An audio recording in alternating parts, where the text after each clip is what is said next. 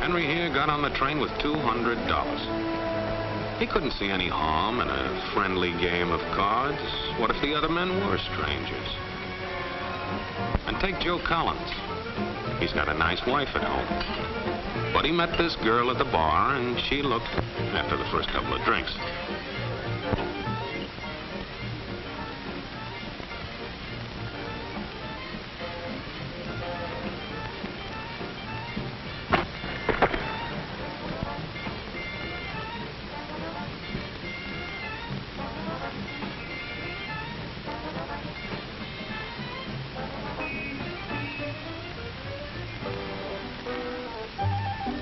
There's a good old-fashioned word for people like this. We call them suckers. And there are other people. People who stay up nights figuring out how to take away what they've got. There are all kinds of games. Mike here, for instance. He's got everything in me. He's young, he's healthy, got a job. And he's got plenty of food. Big factories to make things a man can use. Big cities to do the business of a big company. And people. Lots of people. Enough to work the farm and build the factories, dig the mines, run the business. All kinds of people. People from different countries with different religions, different colored skins. Free people. They can live together and work together and build America together because they're free. Free to vote, to say what they please, go to their own churches, to pick their own jobs. Yeah, Mike's got something, all right. He's got America. But there are guys who stay up nights figuring out how to take that away from him. I happen to know the facts. Now, friends, I'm just an average American. But I'm an American. And some of the things I see in this country of ours make my blood boil. I see people with foreign money. I see Negroes holding jobs that belong to me and you. Now, I ask you, if we allow this thing to go on, what's going to become of us real Americans? I've heard this kind of talk before, but I never expected to hear it in America. This fellow seems to know what he's talking about. What are we real Americans going to do about it? You'll find it right here in this little pamphlet. The truth about Negroes and foreigners. The truth about the Catholic Church. Do you believe in that kind of talk? I don't know, makes pretty good sense to me. And I tell you, friends, we'll never be able to call this country our own until it's a country without. Without what? Yeah, without what? Without Negroes. Without alien foreigners. Without Catholics. Without Freemasons. You know these things. What's wrong with the Masons? I'm a Mason. Hey, that fellow's talking about me. And that makes a difference, doesn't it? These are your enemies. These are the people who are trying to take over our country. Now you know them. You know what they stand for. And it's up to you and me to fight them. Fight them and destroy them before they destroy us. Thank you.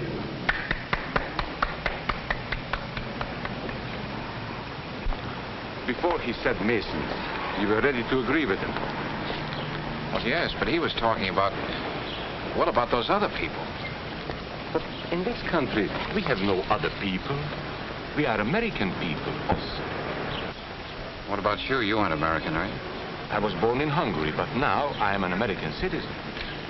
And I have seen what this kind of talk can do. I saw it in Berlin. What were you doing there? I was a professor at the university. I heard the same words we have heard today. But I was a fool then. I thought Nazis were crazy people, stupid fanatics. But unfortunately, it was not so. You see, they knew that they were not strong enough to conquer a unified country. So they split Germany into small groups. They used prejudice as a practical weapon to cripple the nation. Of course, that was not easy to do. They had to work hard to do it. You see, we human beings are not born with prejudices. Always they are made for us, made by someone who wants something. Remember that when you hear this kind of talk. Somebody is going to get something out of it, and it isn't going to be you. This is not classroom theory. I saw it happen.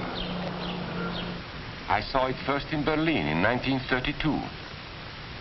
5 young men that I knew were standing in the crowd listening to the Nazi speaker. Eric was a Catholic. Anton, a student of mine, was a Jew. Heinrich owned a small hardware store. Karl was a farmer. And Hans was an unemployed metal worker. To all Bavarian Germans, I say it is time you inherited the nation which rightfully belongs to you. To you alone belongs the glorious destiny of the greater Germany. The Nazi Party will provide land for the farmer, work for the worker, and profits for the small businessman. Who is getting these things now? The Jew. The Jew who has stolen our nation and our birthright. Who makes all the money and takes all our jobs? The Jew! He must be shunned. He must be ostracized. He must be eliminated. And the Catholics. We don't want our great nation run by a foreign church. We Germans will know what to do with these people when the time comes. They and their faith must be destroyed. Then there are the Freemasons. In Germany, we have no place for secret societies. There will be only one society, and that is the Nazi Party. There will be no secrecy about that in the new greater Germany. One by one, he attacked each minority and he split them off one from the other. These men were all fellow Germans when they came here today. Now they were split into rival groups, suspicious of each other, hating each other. They were being swindled, all of them. But the man who was really being fooled was Hans. He was pure German, according to Nazi standards. To him they promised everything, and he fell for it. That's how Hans became a Superman. They gave him a uniform and they pumped up his ego. He wasn't just a little fellow out of work anymore. He was a member of the master race. Hans and thousands of others like him, all playing a sucker's game. They gambled with other people's liberty, and of course they lost their own. A nation of suckers. Hitler needed these people. There was lots of work to be done. There were trade unions to be smashed, because unions were organized and might offer resistance. There were many political parties in Germany. These the Nazis destroyed. They were determined to smash every organization where people might band together and resist them. There were Jews to be beaten and killed. The Jews were not powerful, but they were a convenient excuse for all the nation's ills. And besides, a Nazi party member could not take over this man's store. Hundreds of Catholics were put in jail because the Catholic Church had strength and could resist the Nazi drive for power. They had split the nation into 100 pieces, and then one by one, they had destroyed the pieces. Over these broken pieces, the Nazis rode into power. One party, one nation, one religion. These men had won their struggle for power. They now ruled all of Germany. But still they had trouble with their oldest and most persistent enemy, the truth. They found that truth does not die easily, and so they decided to abolish truth. One great source of truth is literature, so they burned books, 20 million of them. Many great men in Germany who were spokesmen for truth were jailed or driven from their country. Teachers, writers, scientists. Education was discouraged. In 5 years, college attendance dropped 53%. It was forbidden to listen to a British radio program or read an American newspaper. In Nazi Germany, you had to get your information from Dr. Goebbels. He knew what was best for you. The church was one force in Germany still strong enough to proclaim the truth in public. This Catholic priest was arrested the following day on charges of immorality. The Protestant church also continued to try and fight for truth. The Nazis put this man in a concentration camp. There were others who spoke for truth, and I am proud to say that educators were among them. And what, may I ask, is an Aryan? I don't know myself. But let us see what our present so-called authorities have to say about it. They say he is tall,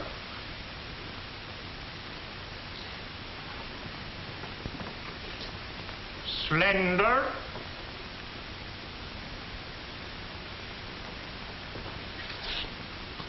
blue-eyed, and blonde. There is no Aryan race. And more important, there is no master race. There are people who may find these ideas convenient, but science cannot support them. There is no scientific proof that there's any correlation between a man's racial characteristics and his native ability or character. In all racial groups, we find the same range of potentialities. We find idiots and geniuses. We find criminals and philanthropists. We must judge each man as an individual and not by the color of his skin or his eyes or by the length of his nose.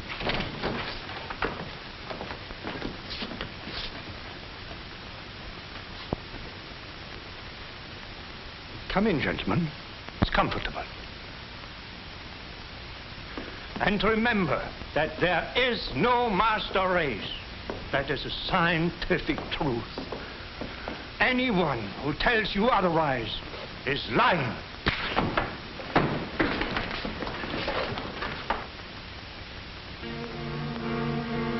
And so for all practical purposes, truth had been abolished in Germany. A lot of my German friends wondered what had hit them. How did it happen? Where did it start? It started right here. And this was where it could have been stopped. If those people had stood together, if they had protected each other, they could have resisted the Nazi threat. Together they would have been strong. But once they allowed themselves to be split apart, they were helpless. When that first minority lost out, everybody lost out. They made the mistake of gambling with other people's freedom. Now let's see how those bets paid off. Karl the farmer was gambling on a better life for himself. What he got was extra hours of back-breaking work, as much as 100 hours a week. He was forced to stay on his land and produce what he was told to produce, because now Hitler was preparing for war. For Heinrich, who owned a hardware store, the bet didn't pay off either. 104,000 small businesses were closed in 2 years. And for Hans, conditions hadn't improved any. He had a job now in the munitions factory, but he worked long hours for little pay. The working conditions grew increasingly bad. And even though he didn't like the job, he wasn't permitted to leave it. And when Hitler decided the time was right, Germany went to war. Not by declaring war, but by a carefully prepared sneak attack. Once again, Hitler needed Hans to do his dirty work. Hans was an expert at brutality this time. And Hitler had decided to use Hans and his brutality against other peoples. The Czechs, the Poles, the French, the Russians. But in the crucial test of war, Hitler's race theories didn't pay off. His pure-blooded supermen were defeated by the mongrel armies he despised. By the British of El Alamein.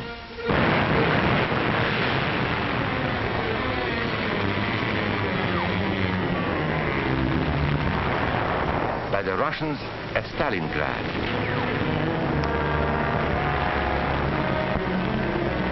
then on D-Day by American soldiers of every color and religion, who smashed across the Normandy beaches and drove on through to the heart of Germany. For the misguided Germans who had swallowed the Nazi bait, the Nazi game did not pay off. The continent of Europe was strewn with millions of German bodies, pure Aryan bodies. Karl, the farmer, was left in the snow outside of Moscow. Heinrich stayed in Italy at Salerno. And Hans, who was going to rule the world, got only a little patch of Normandy that he could call his own. We must never let that happen to us or to our country. We must never let ourselves be divided by race or color or religion, because in this country we all belong to minority groups. I was born in Hungary. You are a Mason. These are minorities. And then you belong to other minority groups too. You are a farmer. You have blue eyes. You go to the Methodist Church. Your right to belong to these minorities is a precious thing. You have a right to be what you are and say what you think, because here we have personal freedom. We have liberty. And these are not just fancy words. This is a practical and priceless way of living. But we must work at it. We must guard everyone's liberty, or we can lose our own. If we allow any minority to lose its freedom by persecution or by prejudice, we are threatening our own freedom. And this is not simply an idea. This is good, hard common sense. You see, here in America is not a question whether we tolerate minorities. America is minorities. And that means you and me.